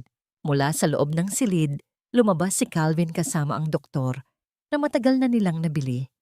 Ipinakita ni Calvin ang isang dokumento na nagsasaad na dahil sa malubhang kalagayan at pagkawala ng katinoan ni Don Rodrigo, siya na ngayon ang legal na tagapangalaga nito at may hawak ng buong kapangyarihan sa pagpapasya sa lahat ng bagay sa mansyon, kabilang ang paghihigpit sa mga bisita. Hindi ka maaaring pumasok. Nakakasama sa lolo ko ang presensya ng mga taong nagdudulot ng stress sa kanya. Malamig na wika ni Calvin. Ang kanyang mata ay walang bakas ng awa. Pakiusap. Gusto ko lang siyang makita. Kahit saglit lang. Pagmamakaawa ni Felicia habang pinipigilan siya ng mga gwardya. Ang mga luha ay walang pigil na umagos mula sa kanyang mga mata habang pilit na sumisilip sa siwang ng pinto. Nakita niya ang Don na nakaratay, puno ng mga tubo sa katawan, tila isang rebultong pinagkaitan ng buhay. Naramdaman ni Felicia ang panlulumo, ang tanging haligi na nagbibigay sa kanya ng lakas at proteksyon ay tuluyan ng bumagsak. Siya ay mag-isang naiwan sa gitna ng mga lobong matagal nang nag-aabang na lapain siya. Sa kabila ng kaguluhan, walang nakapansin kay Manang Rosa na tahimik na naglinis ng nabasag na tasa sa aklatan. Ang matandang mayordoma, dala ng kanyang matalas na pakiramdam bunga ng maraming taong karanasan, ay maingat na ibinalot ang ilalim na bahagi ng basag na tasa kung saan may natirang maliliit na latak ng pulbos. Itinago niya ito sa malalim na bulsa ng kanyang palda, isang lihim na maaaring maging susi sa lahat. Nang gabi ring iyon, habang umiiyak si Felicia sa kanyang maliit na kwarto, bumukas ang pinto. Pumasok si Doña Perpetua, suot ang kanyang mamahaling bestida na kumikinang sa ilalim ng mahinang ilaw, habang ang kanyang mukha ay nagpapamalas ng pinakamalamig at pinakamatagumpay ng ngiti. Lumapit ang Donya, huminto ng ilang pulgada mula kay Felicia, at matalim na tinitigan ang babaeng labis niyang kinamumuhian. Ngayon, wika ni Doña Perpetua, ang kanyang boses ay parang yelo na dumadampi sa balat ni Felicia. Tayo na lang ang mag-uusap, tagapagmana. Ang nakapanlulumong dilim ay tuluyan ng bumalot sa paningin ni Felicia nang makita ang kumikinang na mata ng Donya na tila nakatingin sa kanyang tiyan na parang isang basurang kailangang linisin. Kinabukasan, habang ang buong mansyon ay nasa ilalim ng mahigpit na kontrol ng mga gwardya ni Calvin, hindi pinaalis si Felicia. Sa halip, isang itim na sasakyan ang naghihintay sa labas ng malaking pintuan. Iniutos ni Doña Perpetua na sumakay si Felicia. Bagamat nanginginig sa takot, walang ibang pagpipilian ang dalaga kundi ang sumunod. Huminto ang sasakyan sa harap ng pampublikong ospital kung saan naroon ang ina ni Felicia. Ang kaba sa dibdib ng dalaga ay tila martilyong patuloy na pumupukpok sa kanyang mga tadyang. Pagpasok nila sa silid, nakita ni Felicia ang kanyang ina na nakakakabit sa mga makina, mahina at halos walang malay. Ang hangin sa loob ng kwarto ay amoy gamot at kamatayan. Bago pa man makalapit si Felicia, iniharang ni Doña Perpetua ang kanyang kamay. Gamit ang boses na napakalambing at puno ng pagkukunwaring awa, sinimulan ni Perpetua ang kanyang laro ng panlilinlang. Nakakaawa naman ang nanay mo, Felicia. Malumanay na wika ng Donya habang tinititigan ang matandang pasyente. Binayaran ko na ang lahat ng balanse sa ospital. Inayos ko na rin ang paglipat niya sa isang mas magandang pasilidad kung saan masisiguro ang kanyang paggaling. Napatingin si Felicia sa Donya, puno ng pag-aalinlangan. Hindi niya maintindihan kung bakit biglang nagpakita ng kabutihan ang taong nais siyang sirain. Ngunit mabilis na nagbago ang tono ni Perpetua. Ang kanyang malambing na boses ay naging tila mga asidong pumapaso. Lumapit ang Donya at bumulong ng malapit sa tainga ni Felicia. Ang buhay ng nanay mo ay nakasalalay sa isang pirasong papel na nagkakahalaga ng milyon-milyon. Ganyan kabait ang pamilyang ito sa'yo, ngunit ano ang isusukli mo? Ibabalik mo ba ang kabutihang yon sa pamamagitan ng pag-uwi rito? Bitbit ang isang batang bastardo na magdudulot lamang ng malaking iskandalo at kahihiyan sa nanay mong nag-aagaw buhay? Ang mga salita ng Donya ay tila unti-unting sumisipsip sa hininga ni Felicia. Masyado nang matanda ang nanay mo para dalhin ang kahihiyan ng anak niyang nabuntis ng hindi kasal sa isang lalaking mas matanda pa sa kanya. Pagpapatuloy ni Perpetua, ang kanyang mga mata ay nanlilisik, ngunit ang muka ay nananatiling kalmado. Kaya pirmahan mo ito. Inilabas ng Donya mula sa kanyang mamahaling bag ang isang legal na dokumento. Isa itong waiver of inheritance at pahintulot para sa isang medical procedure, isang pagpapa-abort sa isang pribadong klinika na pag-aari ng mga limb. Pirmahan mo yan. Ipalaglag mo ang batang yan at umalis ka ng tahimik. Bilang kapalit, patuloy kong tutustusan ang pagpapagamot sa nanay mo hanggang sa gumaling siya. Di ba't ito naman ang palagi mong idinadalangin? Ang kaligtasan ng ina mo. Ako na ang sagot sa panalangin mo, Felicia. Nililigtas ko ang pamilya mo. Nanlumo si Felicia. Ang kanyang mga paa ay nawalan ng lakas. Napaluhod siya sa malamig na sahig ng ospital. Tumingin siya sa kanyang inang walang malay, na ang bawat paghinga ay nakasalalay sa makinang binabayaran ng perang inihagis sa kanya. Pagkatapos ay napatingin siya sa kanyang tiyan. Paano niya mapipili kung sinong buhay ang kanyang isasakripisyo? Ang inang nagluwal sa kanya o ang anak na unti-unting nabubuo sa kanyang sinapupunan? Pumasok si Calvin sa silid, may bitbit na isang bolpen. Nakangisi niyang inabot ito kay Felicia na kasalukuyang umiiyak ng walang tunog, nakayuko sa sahig. Wala kaming buong araw, Felicia. Seryosong babala ni Calvin. Kung hindi mo yan pipirmahan ngayon, ipapabunot ko lahat ng tubo at makina na nakakabit sa nanay mo bago pa tayo makalabas ng kwartong ito. At maniwala ka, hindi magtatagal ang hininga niya. Ang paninikip ng dibdib ni Felicia ay umabot sa sukdulan. Inabot ng kanyang nanginginig na mga daliri ang malamig na bolpen. Ang luha ay patuloy na tumutulo. Bumabagsak sa ibabaw ng papel. Sa bawat pagpatak ng kanyang luha, naramdaman niya ang unti-unting pagkamatay ng kanyang kaluluwa. Itinapat niya ang dulo ng bolpen sa linya ng pirmahan. Ngunit, nang magtama ang kanyang paningin at ang mukha ng kanyang ina, naalala niya ang mga huling salita nito bago mawalan ng malay. Mamuhay kang may dangal, anak. Ang kamay ni Felicia na may hawak na bolpen ay huminto sa paggalaw. Dahan-dahan niyang ibinaba ang panulat. Inilagay ang parehong kamay sa ibabaw ng kanyang tiyan na parang gumagawa ng isang matibay na pader upang protektahan ang batang nasa loob. Kinagat niya ang kanyang ibabang labi hanggang sa malasahan niya ang kaunting dugo. Pinipigilan ang kanyang tuluyang paghagulgol. Hindi siya pumirma. Tumayo si Felicia, hinarap sina Perpetua at Calvin. Wala nang bakas ng takot sa kanyang mga mata, kundi isang tahimik ngunit nag-aalab na puot. Hindi ko po ipagpapalit ang anak ko para sa buhay ng nanay ko. Matigas na tugon ni Felicia, ang kanyang tinig ay malamig na parang bakal. Dahil alam kong mas pipiliin ng nanay kong mamatay kaysa malaman na ang buhay niya ay binili ng dugo ng kanyang sariling apo.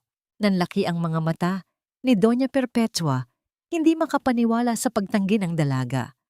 Namula ang mukha ng Donya sa galit, na puno ng matinding katahimikan ng kwarto, isang katahimikang binasag lamang ng malamig, at walang awang utos ni Calvin sa doktor na kasabwat nila na nakatayo sa gilid ng higaan ng matanda.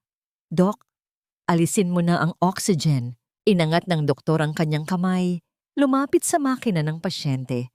Ang isang kamay nito ay nakahawak sa tubo na nagbibigay buhay sa ina ni Felicia, handa nang bunutin sa isang iglap. Isang paninikip ang tila pumutol sa paghinga ni Felicia habang nakatitig sa kamay ng doktor na tila sumusukat Sa natitirang segundo ng buhay ng kanyang ina, ang paningin ni Felicia ay nakapako sa kamay ng doktor na unti-unting hinihila ang tubo mula sa makina. Wala na siyang inisip kundi ang kaligtasan ng kanyang ina. Mabilis siyang gumapang at itinapon ang kanyang sarili sa paanan ni Doña Perpetua. Ang kanyang noo ay sumayad sa malamig na sahig ng ospital, isang desperadong pagsuko ng lahat ng kanyang karangalan. "Wag po! Nagmamakaawa po ako! Wag niyo pong patayin ang nanay ko!" Hagulgol ni Felicia, ang kanyang mga kamay ay mahigpit na nakakapit sa laylayan ng mamahaling palda ng Donya. "Pipirmahan ko po ang waiver. Ibibigay ko po ang lahat ng karapatan sa yaman. Huwag niyo lang pong galawin ang nanay ko at ang anak ko. Pakiusap, aalis na po kami. Hindi na po kami magpapakita kailanman." Tiningnan lamang ni Doña Perpetua ang nakaluhod na dalaga. Ang kanyang mukha ay nagpapamalas ng matinding pandidiri. Pinalo niya ang kamay ni Felicia at hinila ang kanyang palda. Tumingin ang Donya kay Calvin at marahang tumango. Sinensyahan ni Calvin ang doktor na itigil ang paghugot sa tubo. "Ang pera namin ay hindi ginagamit sa mga taong walang silbi, Felicia," matigas na sabi ng Donya, habang inihagis sa harapan ng dalaga ang dokumentong nagsasaad ng pagtalikod sa anumang karapatan at pag-angkin sa ari-arian ng pamilya Lim. "Pirmahan mo iyan, ngunit huwag kang umasa na babayaran ko pa ang ospital na ito. Ang pagpayag kong buhayin ang nanay mo ngayon, ang tanging tulong na makukuha mo." Nanginginig ang buong katawan ni Felicia nang damputin niya ang bolpen. Kahit nanginginig, itinarak niya ang dulo nito sa papel at mabilis na isinulat ang kanyang pangalan. Pilit na isinasantabi ang pag-asang makukuha niya ang pag-aaruga na minsang inialay sa kanya ng Don. Kinuha ni Calvin ang papel at ngumisi ng tagumpay. Nang gabi ring iyon, bumuhos ang isang malakas at walang awang bagyo sa buong Batangas. Ang hangin ay humihiwa sa katawan at ang ulan ay tila naghuhugas sa bawat sulok ng syudad. Sa labas ng malaking tarangkahan ng pamilya Lim, sa pilitang itinulak ng dalawang naglalakihang gwardya, si Felicia. Ang kanyang lumang bag na naglalaman ng kanyang kaunting damit ay walang awang inihagis sa gitna ng maputik na kalsada.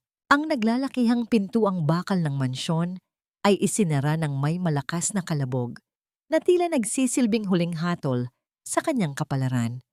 Naiwan si Felicia na nakatayo sa gitna ng unos. Ang kanyang damit ay mabilis na nabasa at dumikit sa kanyang nanlalamig na katawan. Nanigas siya sa kinatatayuan. Ang kanyang mga mata ay nanlalabo hindi dahil sa malakas na patak ng ulan, kundi dahil sa dami ng luha na hindi niya mapigilan. Dahan-dahan siyang yumuko at tinipon ang kanyang mga nakakalat na gamit.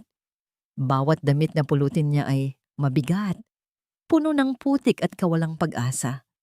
Naramdaman niya ang malamig na hangin na tumatagos hanggang sa kanyang mga buto.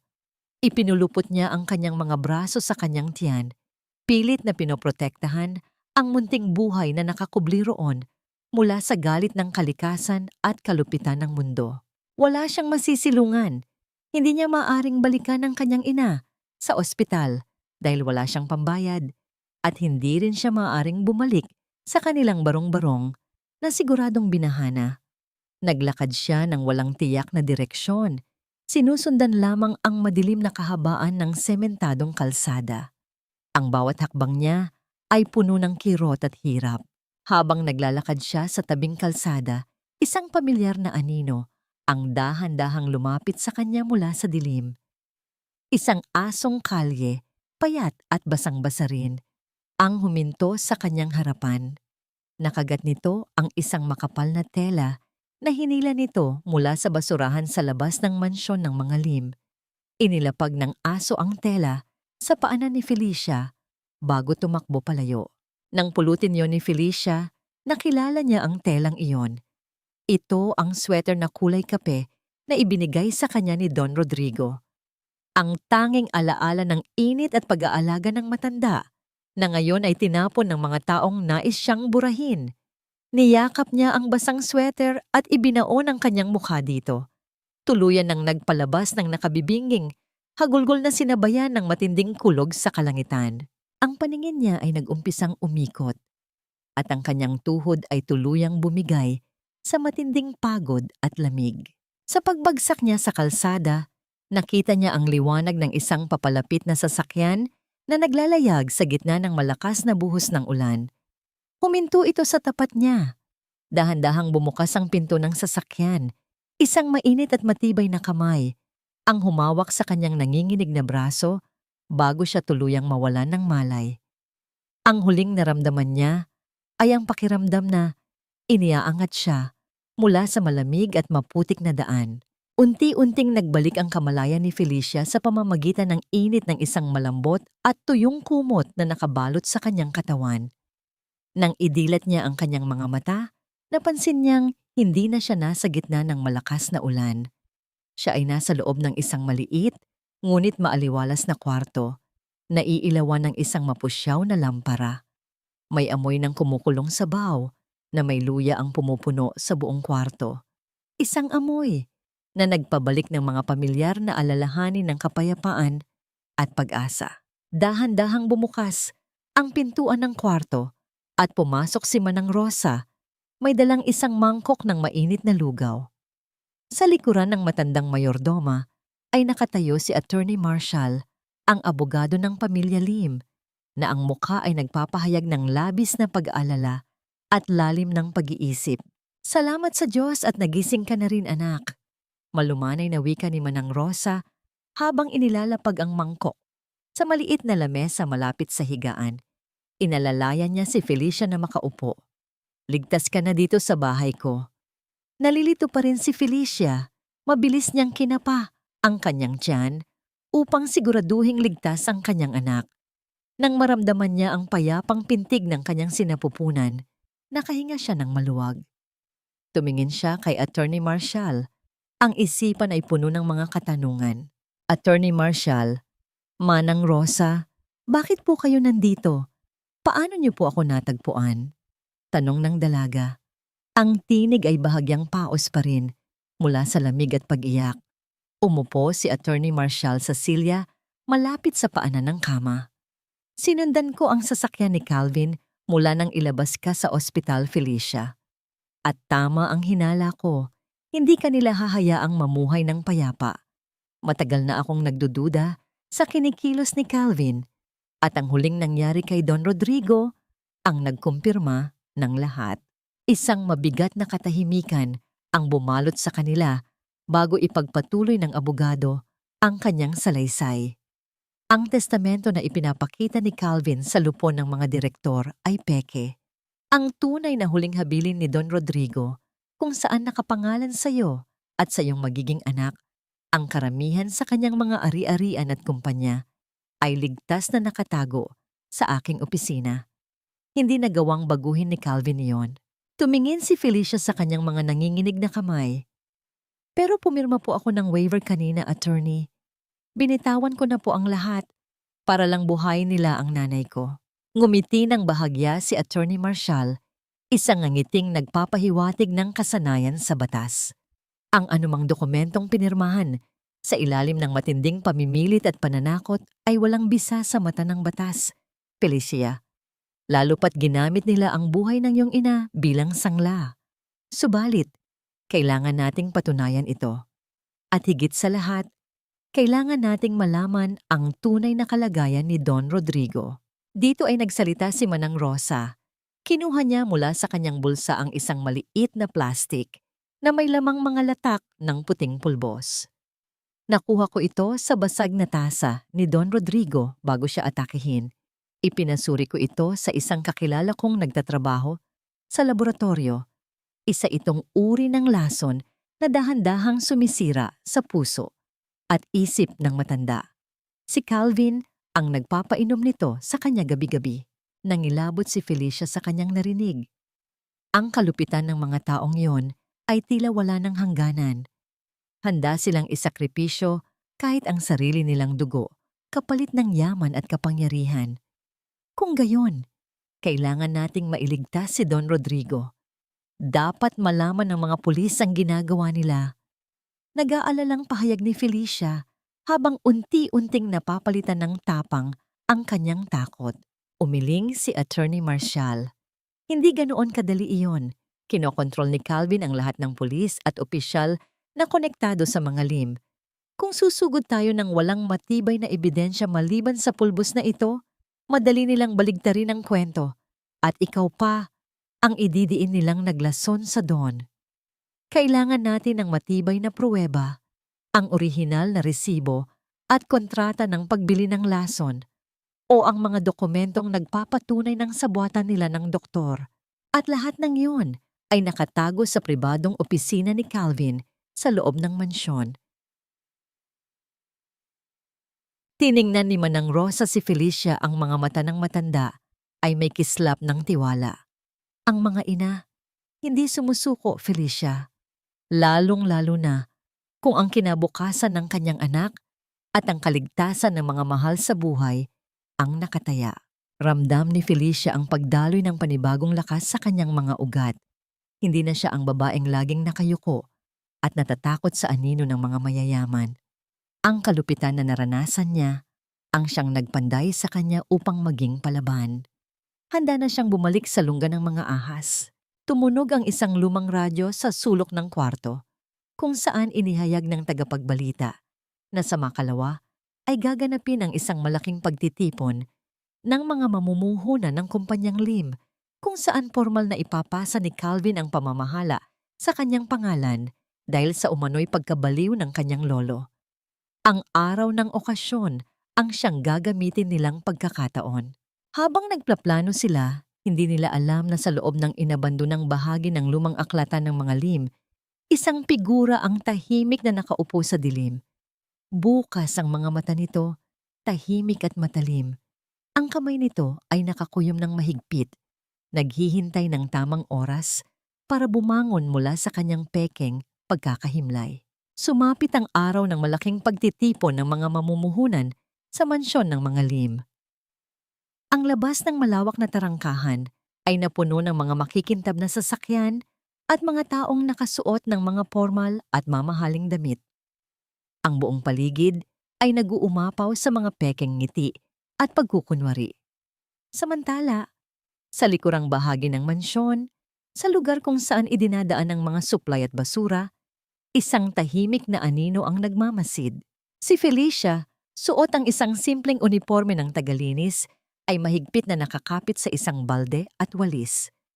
Sa tulong ni Manang Rosa, naipuslit niya ang kanyang sarili, pabalik sa loob ng bahay na nagtapon sa kanya bilang isang walang kwentang basura. Ang kanyang dibdib ay mabilis na umaangat baba, ngunit ang kanyang mga mata ay nagpapakita ng isang determinasyong hindi kayang buwagin. Pinadaan siya sa madidilim na pasilyo ng mga katulong, malayo sa paningin ng mga gwardya. Ang kanyang misyon ay ang pasukin ang pribadong opisina ni Calvin habang ang lahat ay abala sa bulwagan at hanapin ang USB flash drive na naglalaman ng lahat ng ebidensya ng korupsyon at pagbili ng lason. Habang naglalakad sa pasilyo ng ikalawang palapag, narinig ni Felicia ang papalapit na tunog ng mga takong. Walang oras para mag-isip, mabilis niyang binuksan ang pinakamalapit na pinto at pumasok. Isa itong imbakan ng mga lumang kagamitan. Pilit niyang pinigil ang kanyang paghinga habang dumaan ang mga boses ni na Doña Perpetua at Calvin. Ang usapan nila ay tungkol sa pinal na pagpapapirma ng dokumento kay Don Rodrigo mamayang gabi at ang napipintong paglipat nito sa isang tagong pasilidad para sa mga baliw. Ang kaba sa dibdib ni Felicia ay umabot sa kanyang lalamunan nang marinig iyon. Kailangan niyang bilisan. Nang makalampas ang dalawa, mabilis at tahimik siyang nagtungo sa opisina ni Calvin. Ang pinto ay nakalak, ngunit dahil sa susi na ipinagkatiwala sa kanya ni Manang Rosa, madali niyang nabuksan ito. Ang loob ng opisina ay nagpapamalas ng karangyaan ng batang tagapagmana, mga mamahaling figurin at malaking mesa na gawa sa solidong kahoy. Sinimulan niyang halughugin ang mga drawer ng mesa. Ang kanyang mga nanginginig na daliri ay mabilis na nag-usisa sa ilalim ng mga papel hanggang sa makapa niya ang isang maliit na yari sa metal na bagay. Ang USB flash drive. Nakasulat sa likod nito ang pangalan ng klinikang pinagbilhan ng lason. Napangiti siya. Isang hakbang na lamang at maililigtas na niya ang Dawn. Ngunit, habang isinisiksik niya ang USB sa kanyang bulsa, isang malakas na tunog ng pagbukas ng pinto sa katabing silid ang nagpatigil sa kanyang mundo. Ang silid ng Dawn. Mabilis siyang lumabas at sumilip mula sa gilid ng pader. Isang grupo ng mga gwardya kasama si Calvin ang nagtulak sa isang wheelchair. Nakaupo roon si Don Rodrigo. Ang kanyang ulo ay nakayuko at ang paningin ay blangko. Waring isang lantang gulay na walang kakayahang lumaban. Isang matinding kirot ang sumaksak sa puso ni Felicia nang makita ang kalagayan ng lalaking minsang nagbigay sa kanya ng proteksyon. Sa isang iglap, nang ang wheelchair ay dumaan sa harap mismo ng haliging pinagtataguan ni Felicia, nakahanap siya ng pagkakataon. Walang sino man ang nakatingin sa gawin niya maliban sa matanda. Mabilis siyang umusad ng bahagya at inilapat ang kanyang kamay sa braso ng Don. Ang haplos na yon ay mabilis at malamig, ngunit sapat na upang palihim na maisuksok niya sa nakabukas na palad ng matanda ang maliit at kupas na butones na nagmula sa kanyang sariling uniforme. Isang tahimik na mensahe ng kanyang presensya. Sa isang kisap mata, nakita ni Felicia kung paano nagbago ang mga mata ng Don. Mula sa pagiging blangko at walang buhay, isang matalim at buhay na sulyap ang ipinukol sa kanya ng matanda. Tila may isang nagbabagang apoy na nagising sa loob ng Don. Hindi siya baliw, hindi siya nawawala sa katinuan. Siya ay naghihintay lamang. Bago pa man mapansin ni Calvin ang nangyari, mabilis na umurong sa dilim si Felicia. Ang kanyang puso ay umaawit ng pasasalamat. Ngunit ang kagalakang ito ay hindi nagtagal. Sa kanyang pagliko pabalik sa pasilyo ng mga katulong, isang mapanuring mata ang nakapansin sa kanyang kakaibang kilos. Si Tita Lourdes, na nagpanggap na nagpapahinga sa kanyang silid, ay nakita ang paglabas ni Felicia mula sa opisina. Ang tiyahin ay ngumisi ng isang demonyong nangiti. Nandito ang magnanakaw! Nandito si Felicia! Malakas na sigaw ni Tita Lourdes. Ang kanyang tinig ay tila alarmang pumunit sa katahimikan ng buong palapag. Mabilis na nagkagulo ang mga gwardya at tumakbo papunta sa pinanggalingan ng boses. Si Felicia, na puno ng takot ngunit hawak ang kaligtasan ng marami, ay walang ibang pagpipilian kundi ang tumakbo ng mabilis palayo. Pilit na tinatakasan ang mga mababangis na asong handang sumila sa kanya. Ang malalakas na yabag ng mga gwardya ay umalingaw-ngaw sa buong ikalawang palapag. Tumakbo si Felicia, ang bawat hakbang niya ay puno ng desperasyon at pilit na iniingatan ang kanyang sinapupunan. Lumiko siya sa isang masikip na pasilyo kung saan madalas idaan ang mga nilabhang kumot. At doon, natagpuan niya ang sarili sa tapat ng isang pinto, palabas sa isang lumang balkonahe. Mabilis niyang binuksan ito at nagkubli sa likod ng isang malaking paso ng halaman habang dumaan ang mga humahabol sa kanya ng walang napapansin. Humihingal siyang napasandal sa pader, hawak ng mahigpit ang bulsa kung saan nakatago ang maliit na USB. Habang nangyayari ang kaguluhan sa itaas, tahimik naman sa loob ng pribadong silid kung saan iniwan si Don Rodrigo. Nakaupo siya sa kanyang wheelchair mag-isa sa dilim. Ang ingay mula sa labas ay tila walang epekto sa kanya, ngunit nang masiguro niyang walang nakabantay, unti-unti niyang binuksan ang kanyang nakakuyom na palad. Ang maliit, kupas, at may sirang sinulid na butones ay nakapatong sa kanyang magaspang na palad. Tinitigan ito ng Don at dahan-dahang napangiti. Ang malamig at patay niyang mga mata kanina ay napalitan ng isang mapanganib na talas ng kaisipan ng isang veteranong mandirigma. Isang buwan na ang nakalipas mula nang matuklasan ni Manang Rosa na may lason ang kanyang tsaa. Mula noon, tahimik na pinapalitan ng mayordoma ang inumin ng Don at palihim itong ibinubuhos sa mga paso ng halaman na namatay na rin kalaunan. Naisip ng Don na kailangan niyang alamin kung gaano kalalim ang kasakiman ng kanyang sariling pamilya. Ipinagpatuloy niya ang pag-arte bilang isang taong nawawalan ng katinoan. Tinitiis ang bawat panlalait at pananakit upang makalikom ng sapat na basehan upang tapusin ang lahat. Subalit, ang pag-asa sa kanyang dibdib ay muntik nang mamatay nang isipin niyang hindi na babalik pa ang nag-iisang babaeng naging tanglaw ng kanyang tahanan. Ngayon, hawak niya ang butones. Nandito si Felicia. Ang kanyang lakas ay buong-buong nagbalik. Inilagay ng Don ang butones sa tapat ng kanyang puso at nagpa siya. Oras na para lumabas ang tunay na haligi ng pamilya Lim. Sa ibaba, sa kalagitnaan ng marangyang bulwagan, nagtipon ang lahat ng mga kinatawan at mamumuhunan. Nakatayo si Calvin sa harapan, suot ang kanyang pinakamahalagang suit. Ang muka ay nakangiti, ngunit may halong pagyayabang. Sa kanyang tabi ay si Doña Perpetua na nakangiti ring umaarte bilang isang matatag at mapagmahal na ginang.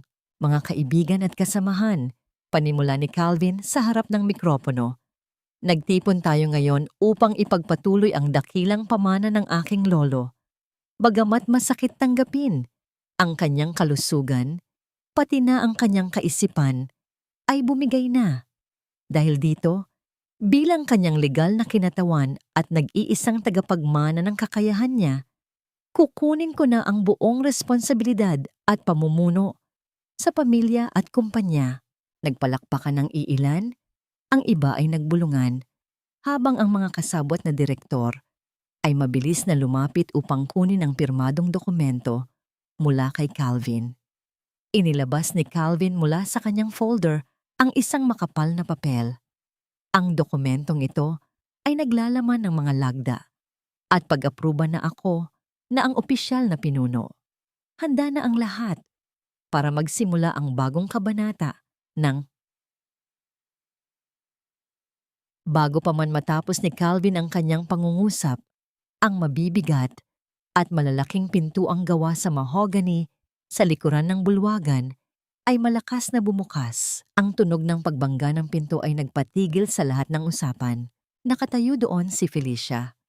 Hindi na siya nakasuot ng damit panglinis, kundi ang sweater na bigay ng Don na ipinaindayog ng pagmamalaki at determination. Sa kanyang likuran ay sina Attorney Marshall na hawak ang mga tunay na papeles at 2 pulis na hindi kabilang sa binabayaran ni na Calvin. Walang kabanatang magsisimula ngayon, Calvin. Malakas at buong tapang na deklara ni Felicia. Ang kanyang boses ay hindi nanginginig. Hinarap niya ang mga matang nakatingin sa kanya, lalo na ang nanlilisik na paningin ni na Calvin at Perpetua. Ano ang ginagawa ng basurang yan dito? Sigaw ni Doña Perpetua habang itinuturo ang dalaga. Mga gwardya, hulihin ang babaeng yan. Isa siyang magnanakaw. Sumugod ang ilang tauhan ni Calvin, ngunit itinaas ni Attorney Marshall ang kanyang kamay at naglabas ng isang court order. Wala kayong karapatang saktan siya. Si Felicia ang opisyal na kinatawan ng tagapagmana ng kumpanya, paliwanag ng abogado, na lalong nagpaingay sa bulwagan. Kasinungalingan, baliw ang babaeng iyan. Ako ang may pirmadong dokumento mula mismo sa lolo ko na naglilipat ng lahat sa akin. Depensa ni Calvin habang iwinawasiwas ang papel sa hangin, pilit na ginagamit ang kanyang pekeng autoridad. Pirma niya nga iyan, pero hindi yun nangangahulugang ipinagkakaloob niya sa iyo ang lahat. Isang malalim, makapangyarihan, at pamilyar na boses ang pumutol sa lahat ng pagtatalo. Nagmula ito sa itaas ng hagdanan.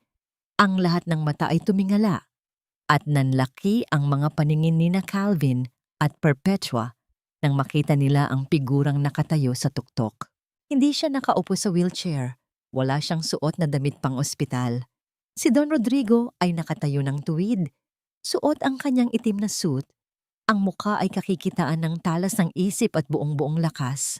Ang kanyang mga mata ay nanlilisik habang nakatingin sa kanyang apo at hipag.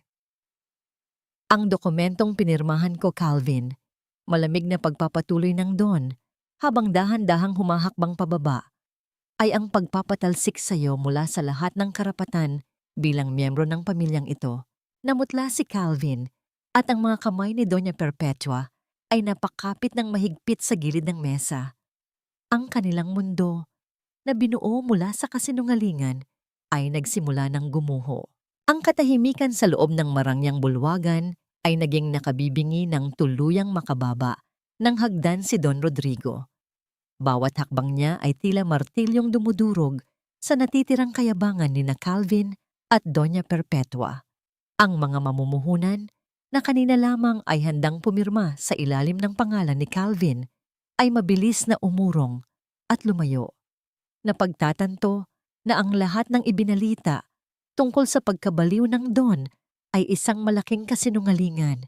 Nanigas si Calvin sa kanyang kinatatayuan, nanginginig ang mga kamay habang hawak pa rin ang pekeng dokumento. Pilit siyang bumuo ng isang pekeng ngiti at humakbang palapit sa matanda. "Lolo, naguguluhan lang po kayo?" Nanginginig na wika ni Calvin. Pilit na pinatitibay ang kanyang boses. "Mabuti po at nakakalakad na kayo. Pero hindi po ba't kailangan ninyong magpahinga? Inaalagaan ko lang naman po ang iniwan ninyo." Sa halip na sumagot, inabot ni Don Rodrigo mula kay Attorney Marcial ang malaking folder na naglalaman ng mga ebidensya, pati na rin ang USB na nakuha ni Felicia. Ibinato ng matanda ang folder sa mismong harapan ni Calvin. Nagkalat ang mga litrato, mga bank transfer receipts patungo sa account ng nabiling doktor at ang mga dokumento mula sa palihim na klinika na nagpapatunay ng pagbili ng lasong gamot. Inaalagaan o dahan-dahang pinapatay? Matigas at malakas na tanong ng Don na umaling-awngaw sa buong bulwagan. Inisip mo ba talaga na ang taong nagtayo ng imperyong ito mula sa wala ay madaling mapapabagsak ng isang apong walang alam, kundi mamuhay sa luho? Alam ko ang bawat galaw mo, Calvin. Bawat laso na inihalo mo sa tsaa ko. Bawat pekeng resulta mula sa binayaran mong doktor. Nawalan ng kulay ang mukha ni Calvin.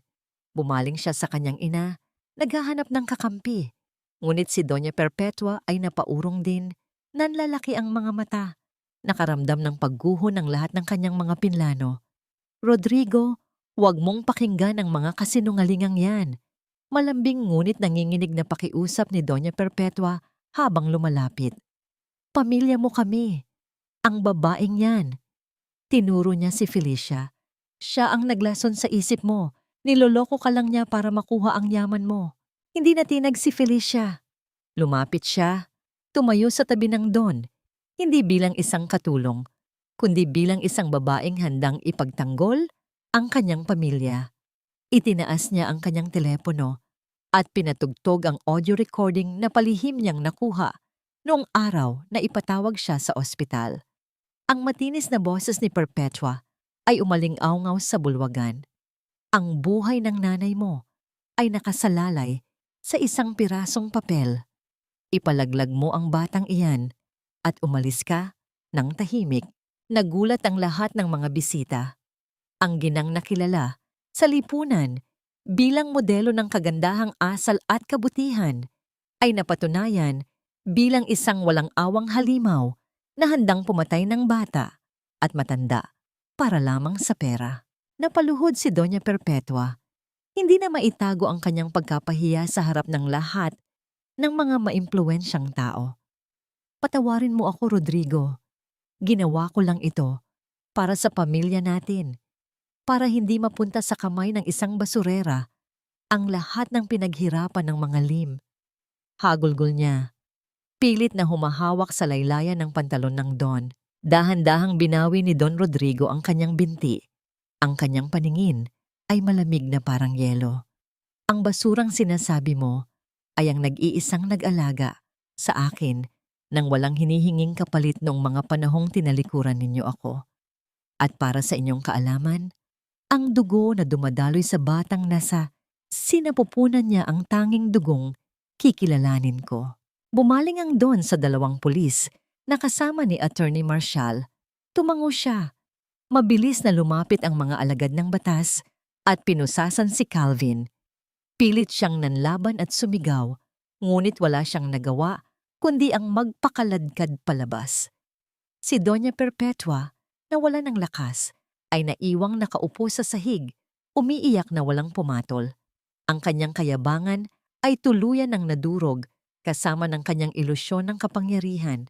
Nang unti-unting lisanin ng mga bisita ang bulwagan at nang ang paligid ay nabalot muli ng katahimikan, naramdaman ni Felicia ang matinding pagod na bumalot sa kanyang katawan. Ngunit bago pa siya makapagpahinga, napansin niya ang pag-iba ng reaksyon ni Don Rodrigo. Bumitaw ang matanda sa pagkakahawak sa kanyang tungkod at napakapit ng mahigpit sa kanyang dibdib. Ang kulay sa kanyang mukha ay mabilis na naglaho, napalitan ng pamumutla na tila papel. Ang mahabang pag-arte at ang matinding tensyon ay nagpabilis sa huling pag-atake ng kanyang sakit. Don Rodrigo! Sigaw ni Felicia nang tuluyang bumagsak ang matanda sa sahig. Tumakbo siya patungo dito at umiiyak na niyakap ang nanghihinang katawan ng Don. Ang malamig na sahig ng bulwagan ay naging saksi sa panghihina ng haligi ng pamilya Lim. Ang mga braso ni Felicia ay mahigpit na nakabalot kay Don Rodrigo. Pilit na pinapanatili ang init sa nanlalamig na katawan ng matanda. Nagsisigaw si Manang Rosa upang tumawag ng ambulansya, habang mabilis na inalalayan ni Attorney Marshall ang ulo ng Don. Dahan-dahang iminulat ni Don Rodrigo ang kanyang mga mata, ngunit ang liwanag at talas na nakita kanina ay tila unti-unting kumukupas. Sa kabila ng matinding sakit na waring pumupunit sa kanyang dibdib, pinilit niyang iangat ang kanyang nanginginig na kamay. Dumampi ang kanyang magagaspang na daliri sa pisngi ni Felicia na ngayon ay basang-basa ng luha.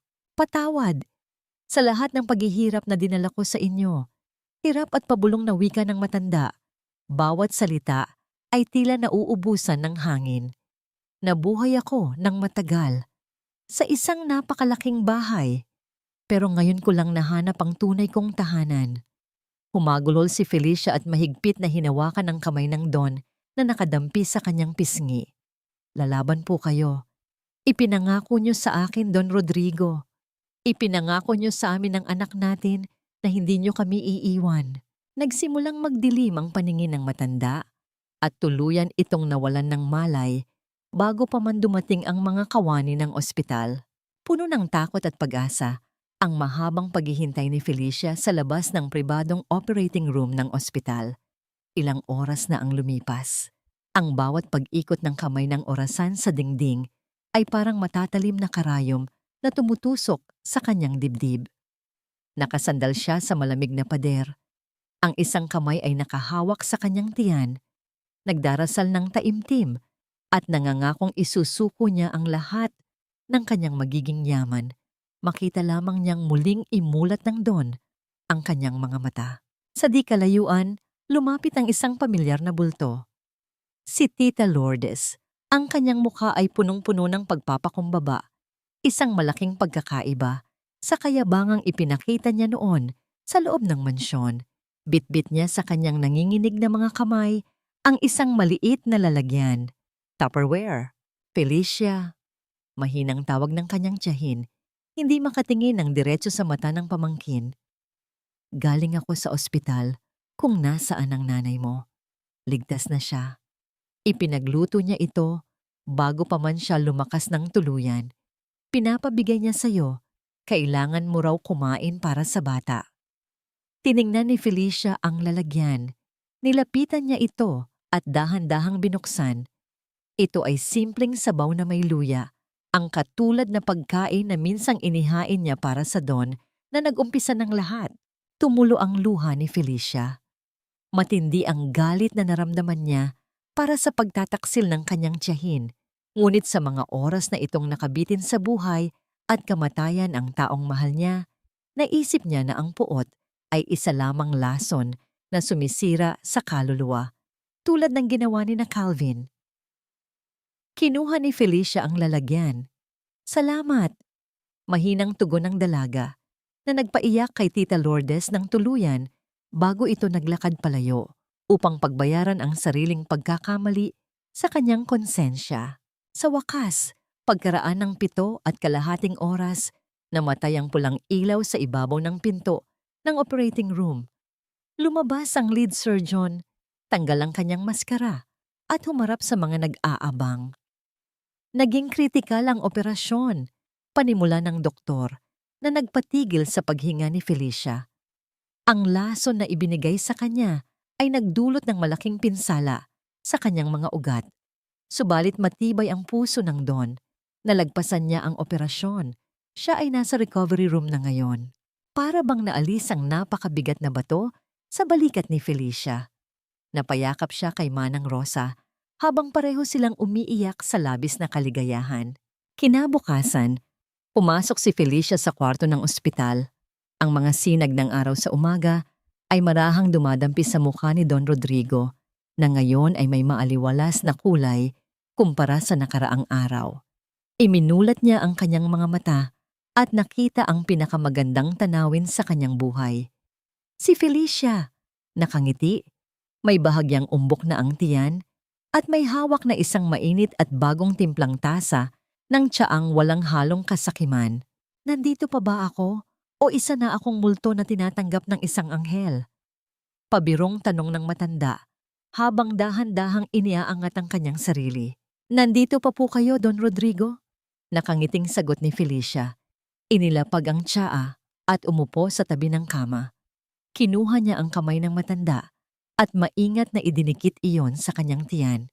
Nandito pa po kayo dahil may isa pang malaking responsibilidad na naghihintay sa inyo.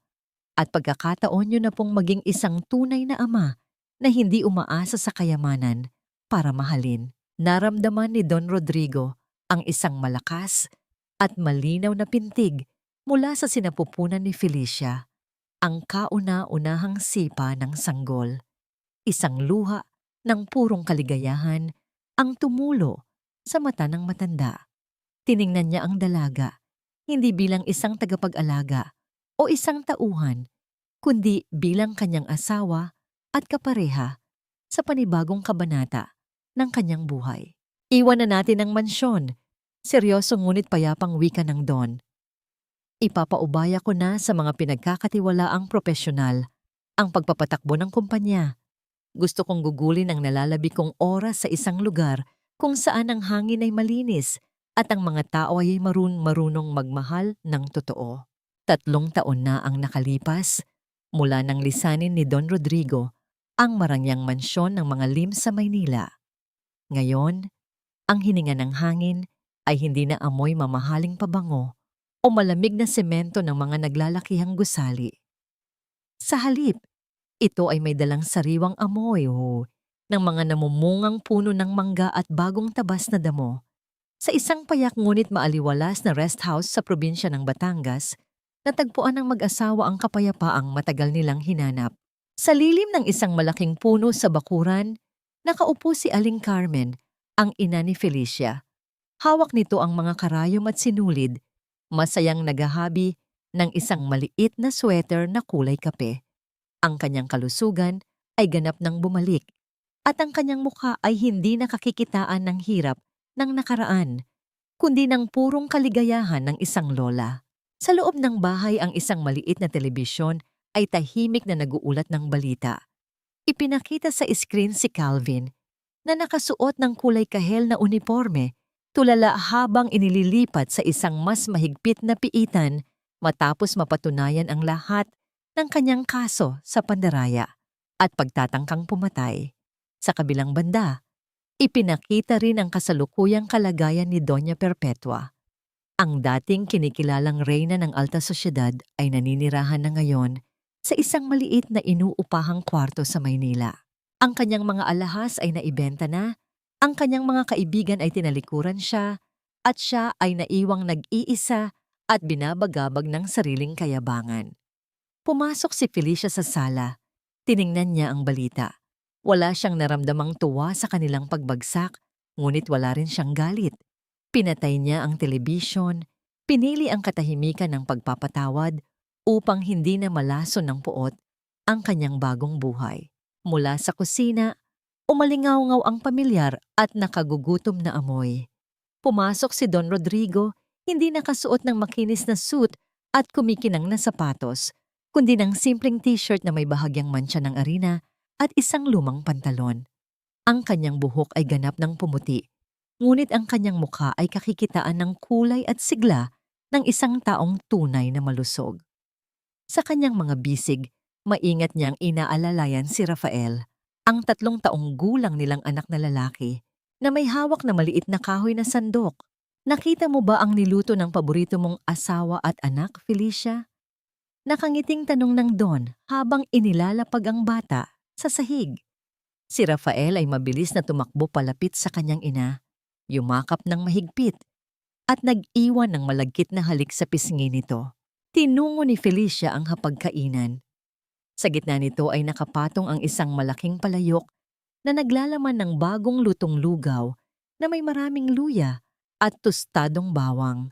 Ito ang parehong pagkain na minsang nagdugtong sa kanilang dalawa sa kalagitnaan ng madilim na gabi ng nakaraan. Kumuha ng maliit na mangkok ang Don, hinipa ng umuusok na sabaw, at maingat na inabot iyon sa kanyang asawa. Hindi ito kasing bahal ng mga pagkain sa mga restaurant sa Maynila. Malamig na wika ng matanda. Ang kanyang mga mata ay nagniningning habang nakatitig sa babaeng nagbago ng kanyang buhay. Pero sigurado akong ito ang pinakamasarap. Tiningnan ni Felicia ang lalaking nasa kanyang harapan, ang lalaking dati niyang pinagsisilbihan bilang isang tagapag-alaga, na ngayon ay handang maglingkod sa kanya bilang isang mapagmahal na asawa at ama. Pinunasan ni Felicia ang butil ng pawis sa noo ng Don at marahang isinandal ang kanyang ulo sa balikat nito. Ito ang tunay na yaman, Rodrigo. Pabulong na sagot ni Felicia. Ang boses ay puno ng kagalakan. Ang magising tuwing umaga na, alam mong hindi ka na muling mag-iisa. Sa paglipas ng panahon, napatunayan ng kanilang kwento na ang tunay na pag-ibig ay hindi nasusukat sa agwat ng edad, sa dami ng pera sa bangko, o sa antas sa lipunan. Ang pamilya ay hindi palaging nagmumula sa mga taong kadugo mo. Minsan, ang tunay na pamilya ay ang mga taong piniling manatili at mag-alay ng init ng isang sweater sa pinakamalamig na sandali ng iyong buhay, at ang mga taong handang lisanin ang kani-kanilang mga palasyo upang bumuo ng isang tunay na tahanan sa piling ng isa't isa.